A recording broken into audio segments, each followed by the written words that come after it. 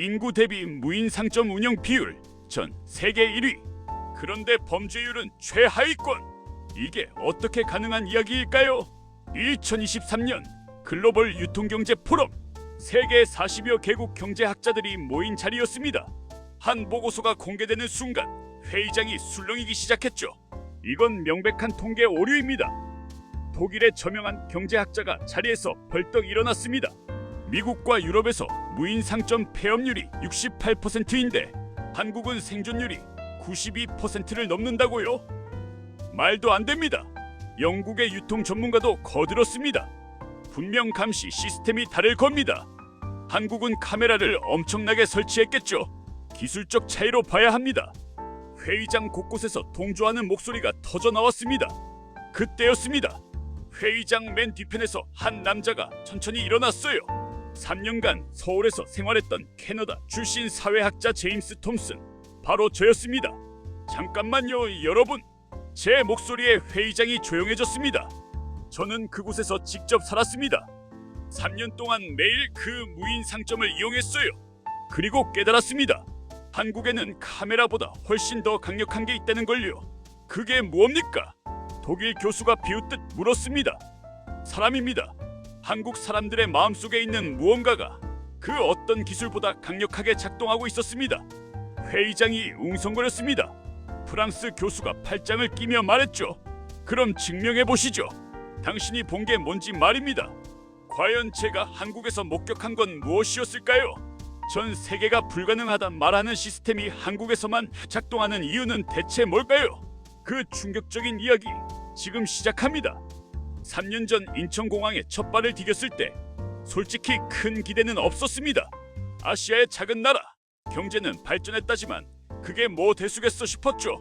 캐나다에서 20년 넘게 사회학을 연구한 저로서는 이미 많은 나라를 경험했으니까요. 첫날 밤 숙소 근처 편의점에 들어갔습니다. 그런데 이상했어요. 심야 시간인데 점원이 보이지 않았습니다. 셀프 계산대만 덩그러니 있더군요. 주변을 둘러봤지만 카메라도 잘 보이지 않았어요. 이게 제대로 작동하는 건가? 의아해하는데 교복 입은 여학생이 들어왔습니다. 15살쯤 돼 보이더군요. 아이는 삼각김밥과 우유를 집어들고 계산대로 갔어요. 바코드를 찍고 돈을 넣는 모습이 너무 자연스러웠습니다. 주변에 어른이 한 명도 없었습니다. 누가 지켜보지도 않았어요. 그런데 그 아이는 정확하게 계산하고 나갔습니다. 순간 등골이 서늘해졌어요. 이게 정말 가능한 일인가? 다음날 아침 일찍 산책을 나갔습니다. 골목길에 작은 무인 빵집이 보이더군요. 문을 열고 들어가니 갓 구운 빵 냄새가 코를 찔렀습니다. 가격표가 붙은 빵들이 선반 가득 놓여 있었죠. 한 할머니가 들어오셨어요. 허리가 굽은 게 70은 넘어 보이셨습니다. 빵 2개를 집으시더니 지갑을 뒤적이셨어요. 그러다 잠시 멈추시더니 빵 1개를 도로 놓으셨습니다. 그리고 1개만 계산하고 나가시는 거예요. 저는 그 모습을 멍하니 지켜봤습니다. 1,000원이 모자라셨나 봅니다. 우리 돈으로 1달러도 안 되는 금액이었어요. 누가 보지도 않는데, 감시 카메라도 없는데 왜 그러실까요? 그때 깨달았습니다. 아, 이 나라는 뭔가 다르구나. 일주일이 지나고 서울대학교에서 사회학을 연구하시는 김 교수님을 만났습니다. 제 궁금증을 쏟아냈죠. 교수님은 찻잔을 내려놓으시며 조용히 말씀하셨습니다. 한국 사람들은 어릴 때부터 배웁니다. 남에게 피해주는 게 가장 부끄러운 일이라고요. 부모님이 가르치고 학교에서 배우고 사회가 그렇게 만듭니다. 하지만 교수님, 이건 너무 이상적인 이야기 아닙니까? 사람은 본능적으로 이기적인데요. 교수님이 고개를 저으셨어요. 이기심이 없어서가 아닙니다. 다만 그 이기심보다 더 무서운 게 있는 거죠. 뭔가요? 낙인입니다. 한국에서 부정직한 사람이라는 꼬리표가 붙으면 그건 범죄 기록보다 더 오래 따라다닙니다. 가족에게까지 영향을 미쳐요. 그래서 사람들은 훔치지 않는 게 아니라 훔칠 수가 없는 겁니다. 자기 자신을 속일 수가 없는 거예요. 교수님의 말씀을 듣고 머릿속이 복잡해졌습니다. 저는 며칠간 서울 곳곳을 돌아다녔어요. 강남의 한 카페에서는 노트북을 펼쳐두고 1시간 넘게 자리를 비운 직장인을 봤습니다. 대학 도서관에서는 학생들이 가방을 두고 식사하러 가는 모습이 너무나 자연스러웠죠. 이건 미친 거 아니야? 캐나다였다면 상상도 못할 일이었습니다. 그러던 어느 날 지하철역에서 지갑을 줍게 됐습니다. 안을 열어보니 현금이 50만 원쯤 들어있더군요. 영무원에게 갖다 드렸는데 그분 반응이 저를 더 놀라게 했어요. 감사합니다. 이런 말도 없었습니다. 그냥 당연하다는 듯 접수하시는 겁니다. 마치 제가 특별한 일을 한 게 아니라는 표정이었어요. 이틀 뒤 그 지갑 주인에게서 연락이 왔습니다. 70대 노인분이셨어요. 꼭 만나서 감사하다고 밥이라도 사고 싶다고 하시더군요. 식당에서 마주 앉았을 때 그분이 제 손을 꼭 잡으셨습니다. 젊은이, 당신이 특별한 게 아닙니다. 한국에서는 이게 당연한 거예요. 하지만 제 나라에서는 알아요. 다른 나라 이야기는 뉴스에서 많이 봅니다. 그분의 눈빛이 깊어졌어요. 우리는 전쟁을 겪었습니다. 한국 전쟁 말입니다. 아무것도 없을 때였어요. 그때 배웠습니다. 서로 나눠야 살 수 있다는 것을요. 내가 정직해야 남도 나를 믿고 그 믿음이 쌓여야 나라가 일어선다는 걸요. 그분의 목소리가 떨렸습니다. 우리가 부자가 된 건 기술 때문이 아닙니다. 서로를 믿었기 때문이에요. 그 신뢰가 쌓이고 쌓여서 이만큼 온 겁니다. 이걸 지키는 게 우리 세대의 의무라고 생각합니다. 그날 밤 숙소로 돌아오는 길에 눈물이 났습니다. 20년 넘게 사회학을 연구했지만 책으로 배울 수 없는 걸 배웠습니다. 석 달이 지나고 본격적으로 연구에 들어갔습니다. 통계를 분석하면 할수록 경악스러웠어요. 한국의 무인 상점 결제율은 99.8%였습니다. 미국은 62%, 영국은 58%였죠. 더 놀라운 건 이거였습니다. 한국에서는 무인 상점이 급증하는데 범죄율은 오히려 감소하고 있었어요. 논리적으로 말이 안 됐습니다. 감시가 줄어들면 범죄가 늘어야 정상 아닙니까? 서울 시내 무인 상점 사장님들을 찾아다녔습니다. 종로에서 무인 편의점을 운영하시는 분이 말씀하셨어요. 처음에는 저도 걱정했습니다. 그런데 오히려 손님들이 가게를 지켜주시더라고요. 한 번은 취객이 난동 부리려는 걸 지나가던 손님이 말리셨어요. 경찰 올 때까지 붙잡고 계셨죠. 그분은 우리 가게 단골도 아니었는데 말입니다. 왜 그러셨을까요? 글쎄요.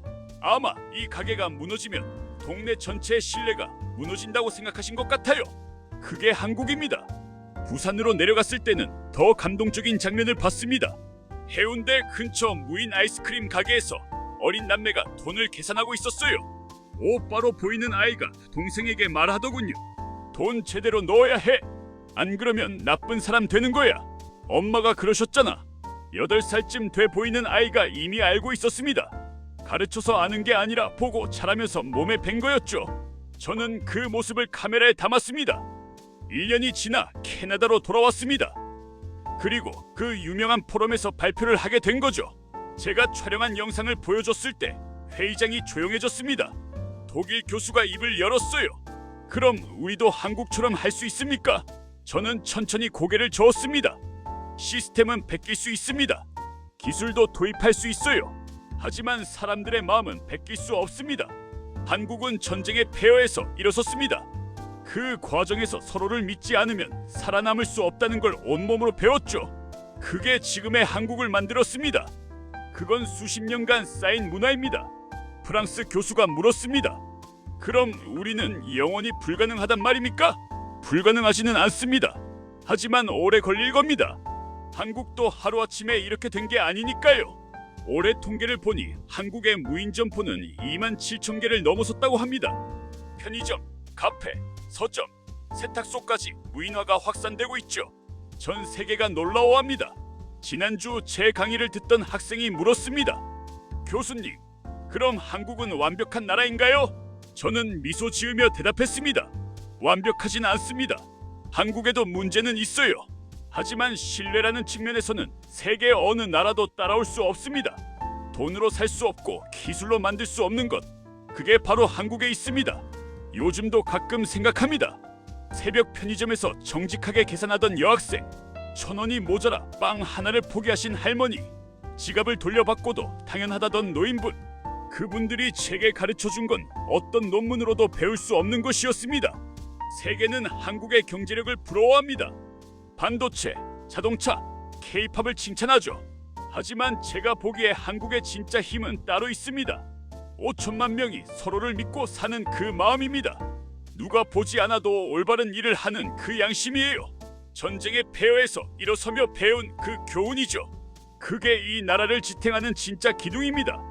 어제 한국에 있는 김 교수님께 이메일을 보냈습니다. 교수님, 제가 이제야 알 것 같습니다. 한국의 기적은 경제 성장이 아니었습니다. 서로를 믿는 마음이 기적이었어요. 교수님의 답장이 왔습니다. 그걸 이제 아셨군요. 우리는 가난했지만 서로를 속이지 않았습니다. 그게 우리를 여기까지 오게 했어요. 앞으로도 이 신뢰를 지키는 게 우리 세대가 다음 세대에게 줄 수 있는 가장 큰 유산입니다. 기술은 배울 수 있습니다. 시스템도 베낄 수 있어요. 하지만 수십 년간 쌓아온 신뢰는 절대 흉내낼 수 없습니다. 그게 바로 대한민국입니다. 감시가 아니라 믿음으로 작동하는 나라. 법 이전에 양심이 먼저인 나라. 세계가 배워야 할 진짜 선진국의 모습이죠. 그리고 그 중심에는 서로를 믿고 지켜온 5천만 명의 국민이 있습니다. 그게 바로 세계가 경탄하는 대한민국의 진짜 힘입니다.